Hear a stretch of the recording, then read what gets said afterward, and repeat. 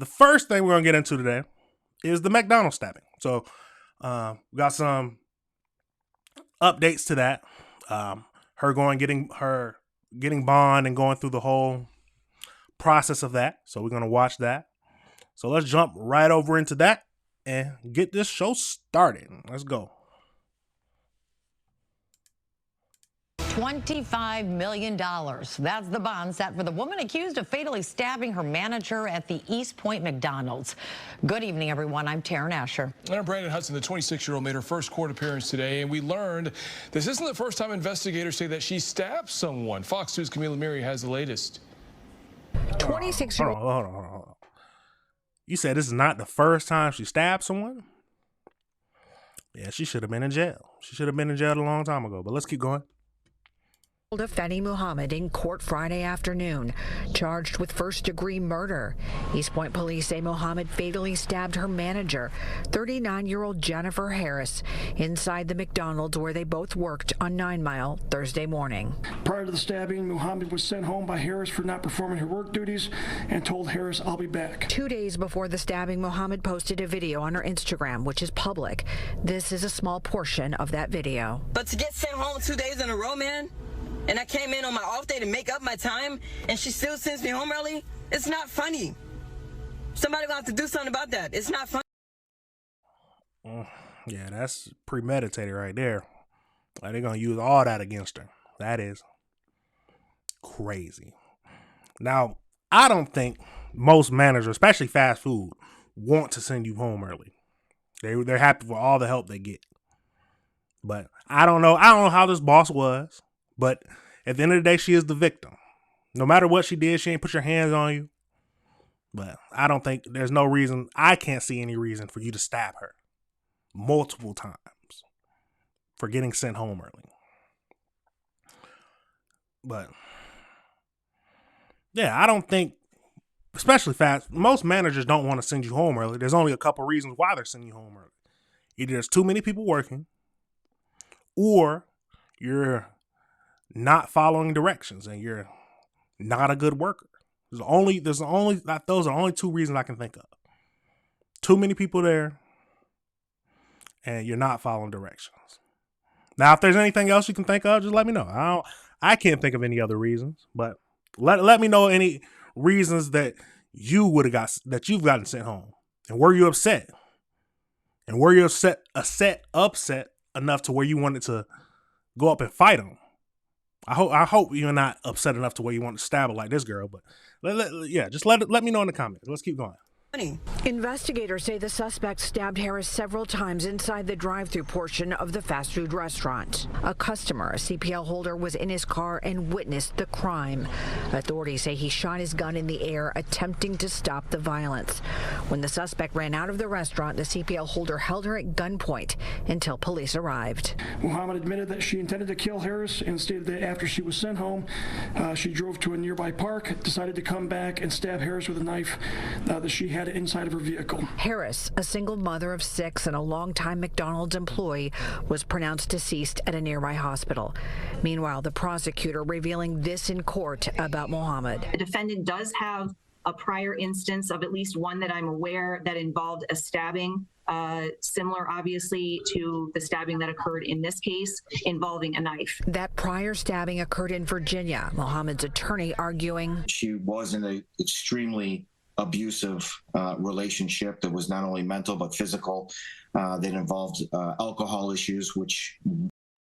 So my first question is there any, there's not always going to be signs of abuse.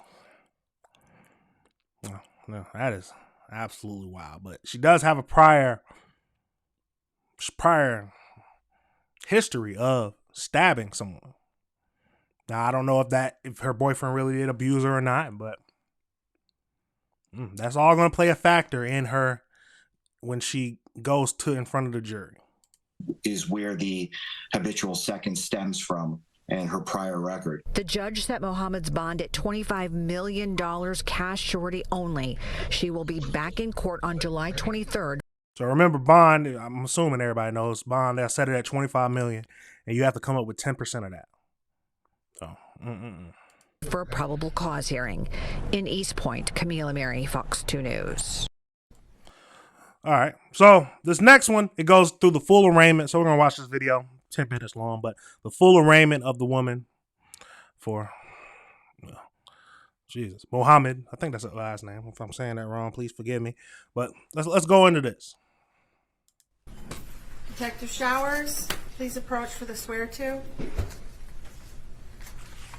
Please raise your right hand. Do you swear that the information being provided is true and accurate to the best of your information, knowledge, and belief, subject to penalties of perjury? I do. Now, if it's a little hard to hear, I don't know if it'll get louder or not. I haven't looked at this before just because I wanted to look at it with y'all. But I'll increase the volume. But let's keep going. Hand down with regard to the defendant, Afani Muhammad. Please set forth a factual basis for the warrant request. Yes, Your Honor. 7/10/25, McDonald's employee Afeni Muhammad stabbed McDonald's manager Jennifer Harris multiple times with a kitchen knife at the McDonald's restaurant at 179-219 Mile. Harris was not armed at the time and died of her injuries. Prior to the stabbing, Muhammad was sent home by Harris for not performing her work duties and told Harris, "I'll be..." All right. Well, what did I say? For not. So there's only two, like I said before, there's only two reasons to why you get sent home early. Either there's too many workers, which is understandable. Too many workers, the manager has to make a decision. And then you not performing your work duties, like what she said. Back. Muhammad was arrested on scene and the knife was recovered. Muhammad admitted that she intended to kill Harris and stated that after she was sent home, she drove to a nearby park, decided to come back and stab Harris with a knife that she had inside. Premeditated. When Muhammad First returned degree. to stab Harris, she entered the back entrance with a hooded mask over her face in an attempt to conceal her identity and attempted to flee the scene after the stabbing, but was stopped by an armed customer. And the requested charges are murder in the first degree, count 2, dangerous weapon carrying with unlawful intent, and there's a habitual second notice offense. Is that correct? That is correct, Your Honor. The warrant is being signed and we can proceed to arraignment. Thank you, Your Honor. Threw away your life. That's all I can say. She threw away her life. If you're not getting enough hours, because that's what she claimed, she wasn't getting enough hours, she's getting cut. Sounds to me like it's time to get another job. That's all it sounds. It sounds to me it's time to get another job. Calling file number 25354, People versus Afani Badu Muhammad. Counsel appearances for the record, please. Good afternoon, Your Honor. Sean Hagel, on behalf of the people. Thank you very much, Your Honor. Please, this honorable court, Matthew McConnell, hearing on behalf of Mrs. Muhammad, who does appear via Zoom. Your name, please, ma'am? Afeni Muhammad. Very good. You're here today for arraignment on the charges of murder in the first degree, premeditated, count 2, carrying a weapon with unlawful intent, and a habitual second notice. Mr. Licata, how does your client wish to proceed? Thank you very much, Your Honor. At this time, my client is asking the court to enter a not guilty plea. This matter set for a probable cause conference of the preliminary exam. I have advised my client of her rights, as well as the charges against her and the potential penalties. We are ready to proceed on those grounds. Very good. Ma'am, do you understand the nature of the charges against you to your satisfaction after talking to your attorney? Yes. Very good. I will go ahead and enter a not guilty plea on your behalf. Are you requesting a court-appointed attorney? Yes. I will appoint an attorney to represent you. We'll set this matter for a probable cause conference on July 23rd, 2025 at 1 p.m. The preliminary examination will be on July 30th, 2025 at 1 p.m. As to bond, Mr. Licata. Thank you very much, Your Honor. Just briefly, my client is 26 years old, does live in the great city of East Point. Your Honor, my client is a high school graduate. In fact, is actually was taking some online classes for college for a physical therapy degree. Your Honor, there are some disturbing facts in this particular matter, but there are facts that haven't been brought out yet, and my client is extremely anxious to have those facts brought to light during the pendency of this case. She was in an extremely abusive relationship that was not only mental but physical, that involved alcohol issues, which is where the habitual second stems from, and her prior record. Your Honor, my client is a helpful person. She's a giving person. She's actually is credited with saving a life because of a 60-year-old who had skin cancer that she may go to the doctor to find out that that's exactly what it was, and that person is doing extremely well right now. I understand the facts that have been laid out today in the warrant, but at this time, Your Honor, we are asking the court to consider a bond in this manner that is appropriate, that my client can meet, so that she could meet with her attorneys and prepare her. Okay, well, I'm glad that he didn't ask for no bond, because that would have been ridiculous. At least to me, that would have been ridiculous. I don't even think you could have. I don't even think you should have asked that. But he said a bond that is reasonable. Now, remember right? Jesus. Yeah, bond that is reasonable. Thank you. Thank you. On behalf of the people?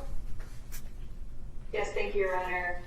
Pursuant to court rule, the court is well within its authority to grant no bond involving any case involving murder. In this case, we are requesting no bond for this defendant. Also provided within the court rules are certain factors for this court to consider when determining whether to grant any bond at all, and in this case, we are requesting no bond as I indicate. First of all, the court can consider whether or not this defendant is a threat to the community. She entered a public building with other individuals, other employees that were present. She produced a weapon that was a knife longer than 3 inches, and she stabbed the victim multiple times, up to possibly as many as 15 times, eventually causing her death. There were other... Yeah, I can understand why they want no bond. No, I can understand it. Employees that were present at the time, some of which attempted to help the victim after the stabbing occurred. That alone is enough to show that there is a threat to the community. She then ran from the building to her vehicle, presumably with the intent to flee from the scene. She was stopped by a helpful bystander. You're also able to consider the likelihood of conviction in this case, given the facts as laid out by Detective Showers and the information that the prosecutors have reviewed in order to charge this defendant. There is a very high likelihood of conviction. And then finally, the defendant does have a prior instance of at least one that I'm aware that involved a stabbing, similar obviously to the stabbing that occurred in this case involving a knife. Now remember what her lawyer said, or I don't know if it's her defense attorney said, that the prior stabbing was because of her boyfriend, abusive boyfriend. Now, I don't know how real that is, but that is her right to reveal that information and hopefully get lower bond. All of those factors, and given the fact that this court does have authority to give no bond to defendants charged with murder, I am asking at this time for no bond in this case. Thank you, counsel. The court has reviewed the charges and the circumstances surrounding this case. The defendant is facing various serious charges, including murder in the first degree, which is one of the most serious criminal offenses in our state, carrying penalties up to life without parole. Additionally, carrying a... You end up getting life because you got sent home early. That is your possibility. There's a possibility that you are going to get life in prison because you got sent home early, got upset, and came back. Now, I don't know if she was constantly sending her home early, but it still doesn't matter to me. You can't lose to your emotions like that, to where you do something that ruins the rest of your life. The rest of your life is ruined. For murder, first degree murder, premeditated? No. Dangerous weapon with unlawful intent further underscores defendant's potential threat to public safety. Defendant has a prior criminal record out of Virginia for malicious wounding. It was actually felony malicious wounding that was reduced to unlawful bodily injury concerning a stabbing, and that is what gives rise to the habitual second. And in determining bond, the court must look to the factors outlined in Michigan Court Rule 6.106. Number 1, the seriousness of the offense and the danger posed to the community. The charges here involved a violent crime with a weapon, indicating a substantial risk to the public. The court finds there is a significant threat to public safety and therefore the bond must reflect that risk. Number two, the weight of the evidence against the defendant. While the evidence is not fully before us and the defendant is cloaked with the presumption of innocence, the nature of the charges along with the prior criminal history. Yes, you are innocent before proven guilty. That is the crux that our society stands on. But she was caught red-handed, stabbing her boss multiple times, and a civilian had to hold her at gunpoint, or a random citizen had to hold her at gunpoint till the police came. I don't see anything besides guilty, but hey. Suggests that there's substantial evidence against the defendant. Defendant's criminal history. The defendant has a violent criminal past. The history supports the court's concern that the defendant may engage in further violent conduct if she is released. The defendant's ties to the community. While the defendant is relatively young at 26 years of age, there's no indication that she... 26. Possibility of life. That's crazy. She's younger than me. That's crazy. She has any significant stabilizing ties to the community that would ensure her return for court appearances. Without these ties, the court is concerned about the likelihood of flight. Number 5, defendant's risk of fleeing or failing to appear. Due to the severity of the charges and the habitual offender status, it makes the defendant a high risk for flight. The court finds that this factor weighs heavily in favor of a high bond amount.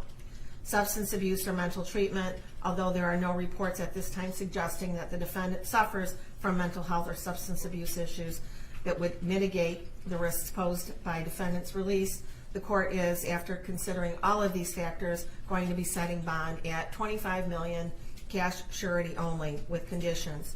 If the defendant is able to meet those conditions, she must be on a GPS steel cuff tether. She is not to leave the state of Michigan. She is to report her address within 24 hours of,